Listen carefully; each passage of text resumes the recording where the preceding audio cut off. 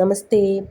നമ്മുടെ കുടുംബങ്ങളിൽ ഗൃഹനാഥനും ഗൃഹനാഥയും ഒന്നിച്ചിരുന്ന് സന്തോഷത്തോടെ വാഴുമ്പോൾ അതിനുണ്ടാകുന്ന ഒരു പ്രത്യേക സൗന്ദര്യം തന്നെയാണ്.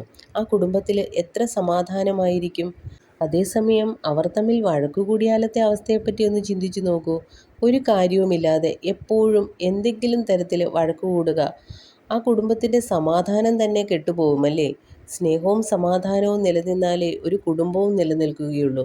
ആ കുടുംബത്തിലെ മക്കൾക്ക് ഉയർച്ചയും ഉന്നമനവും ഉണ്ടാവണമെങ്കിലും കുടുംബനാഥനും കുടുംബനാഥയും സ്നേഹത്തോടെ ജീവിച്ചാൽ മാത്രമേ അതിന് കഴിയുകയുള്ളൂ. ഭാര്യയും ഭർത്താവും പരസ്പരം വഴക്കിടാതെ ഒന്നിച്ച് സ്നേഹത്തോടും സമാധാനത്തോടും കൂടി ജീവിക്കുകയാണെങ്കിൽ മക്കൾ ഇത് കണ്ടു വളരുന്നവരല്ലേ. അവർക്കും സമാധാനവും പരസ്പര സ്നേഹവും ഉണ്ടാകും.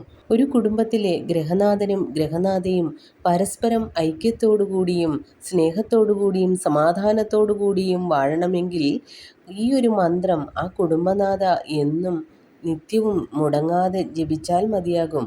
ആ മന്ത്രം ഇതാണ്: ലളിതേ സുഭഗേ ദേവി സുഖസൗഭാഗ്യദായിനി അനന്തം ദേഹി സൗഭാഗ്യം മഹ്യം തുഭ്യം നമോ നമഃ.